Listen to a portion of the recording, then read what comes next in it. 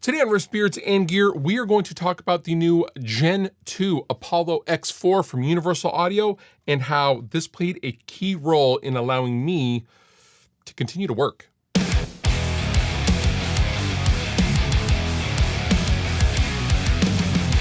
So recently I had a fire in my studio and basically I had to gut everything, and overnight I went from huge studio niceties and rack gear and all that kind of stuff to basically being forced to work on my kitchen table with nothing but an interface and a guitar. And I was able to do it with this Universal Audio Apollo X4 Gen 2 interface. And I kind of wanted to talk about that a little bit. And before we go any further, this video is brought to you by the fine folks over at Sweetwater, who have all of the things to make your music, your video content, and more. They got video cameras, they got audio interfaces, they got microphones, they got guitars, of course.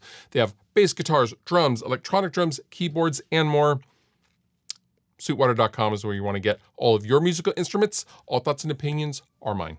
So I am no stranger to the Universal Audio Apollo ecosystem. I have had basically the entire product line at one point or another over the 14 years I've been doing this channel. However, it has been a few years since I've used anything Universal Audio or Apollo, rather, as far as my converters and interfaces go. And they recently came out with a Gen 2 version of the entire Apollo line, and I had an opportunity to check them out recently. So as I said at the top of the video, I suddenly had to go from being in a studio to having to get all of my work commitments and mix deadlines done overnight on my kitchen table with a single interface and my guitar. And that was all I had. And I found that entire transition to be shocking, but also mentally, you're like thinking about a million other things, namely, how do I get my work done? And I found the X4 to be a jack of all trades for me in my situation. So this is the Apollo X4 Gen 2. All of the audio that you hear for this video is coming from the X4, okay? So it's going into my regular desk mic. It is then going into the X4 with a Neve 1073 Unison preamp and into a Universal Audio 1176 into your ear holes, all right? So all the talking audio you're hearing in this video, it's going through this guy.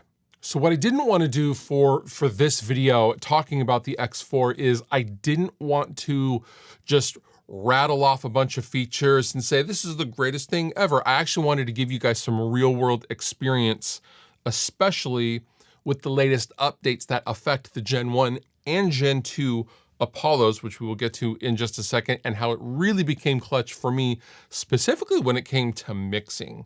But first, we should probably talk about some of the more technical features and updates for the Gen 2 stuff.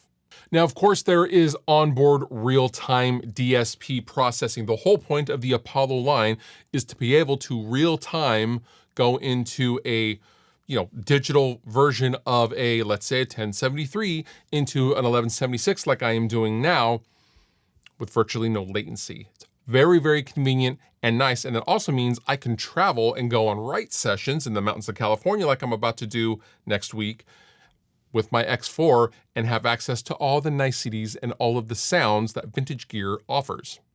That's pretty cool. So in the system of the Unison preamps and the input side of the Gen 2 Apollos, the Gen 2 Apollos now have Assistive Auto-Gain. This is very, very handy for various microphones and instruments and gain staging properly what it needs to be, as opposed to just goosing it and calling it good. Assistive Auto-Gain is going to make sure that you're hitting the inputs correctly.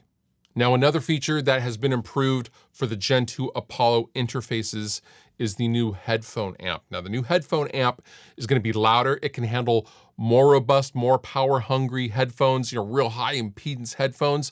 Also, it's going to sound substantially clearer and punchier as opposed to the Gen 1 Headphone Amp. They didn't do any single one thing to go, aha, we made it better. Instead, they went through the entire signal chain, internally speaking, and they improved everything under the hood. And the headphone amp, I think, is the shining example of improvements from Gen 1 going to Gen 2. Now, the Gen 1 and Gen 2 Apollo interfaces now can utilize the power of Sonarworks correction on each of the headphone outputs, as well as the main monitor outputs. Now, going back to the situation that I was in at my kitchen table, this part was extremely critical for me. Now, Sonarworks is nothing new. We've had it on this channel a whole bunch of times. However, normally it's an external plugin, right? It's a system-wide plugin that you're using for your room correction, or it's the very last plugin in your DAW, right? And you better be sure to disengage that thing before bouncing that mix. Otherwise, you're gonna get a very angry or curious band going, why does this sound so weird? Because it's correcting for your own headphone profile rather than a normal speaker system or something. The Apollos now have the ability to run Sonarworks on each of the headphone outputs and the monitor outputs, meaning I could then utilize my given set of headphones at my kitchen table, correct for them natively inside the hardware of the Apollo, and mix away with confidence. And it was amazing. That's really it. I wanted to tell you guys about the experience I had over the last couple of months with the Apollo X4 in particular, and how it kind of saved my bacon. I didn't want this video to be some sort of just, look at all these specs and they're really cool and you need to go and buy this right now, because that's not what I wanted this to be. Now, if you have a Gen 1 Apollo, awesome. You should definitely utilize and update to the new software so you can utilize Sonarworks yourself. But for me, having not already had an Apollo interface handy, it really just came in clutch, and it let me do all of the work that I needed to get done, including 3 different mixes for label deadlines that I couldn't have done otherwise without it. I literally could not have done those without the Apollo X4 Gen 2, and I am so thankful for it.